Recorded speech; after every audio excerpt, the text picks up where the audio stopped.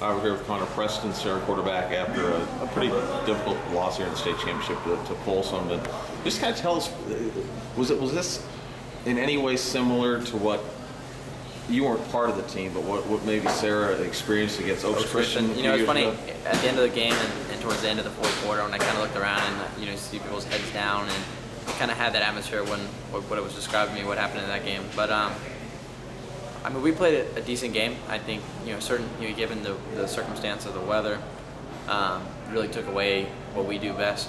And I thought we were running the ball well, and we were doing a lot of things good. Just that we a couple plays here and there that really were game changers. I mean, I thought we had a great drive.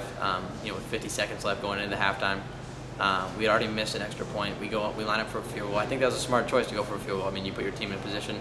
That's a chip shot, and protection-wise, I don't really know what happened, but we didn't get it, and that kind of stuff changes out the game, and the momentum going into halftime. Then we came out and we had the ball. We felt pretty confident about that, but just penalties that have caught up to us all year, sideline penalties, and just certain things that against a good team really will kill you. Yeah, and it was also a special teams nightmare. Right. I don't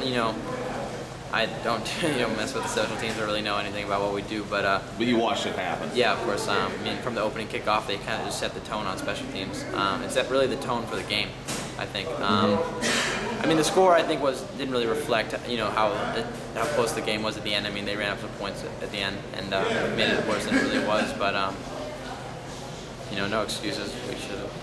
We blew it. Under the circumstances with the weather too. Like you said, you guys were able to move the ball. I don't know if you realize you had twice as many yards as they did in the first half. Right. We're down by 1 point. Right.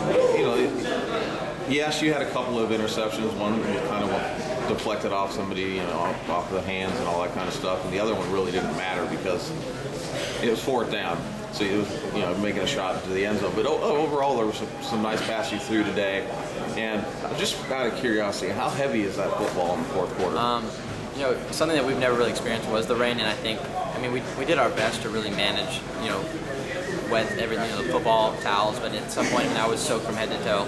Our running backs and receivers were looking for things to dry their hands with, and the football was heavy, it was slippery. They had to deal with the same stuff too, so there's really no excuse for what happened, but I was wondering what was going to happen with you guys being down by a bunch of points, and you may be called upon to throw a bunch of deep balls to George and Marquise because that ball is so heavy on Right. It just looks like it dies out there. Yeah.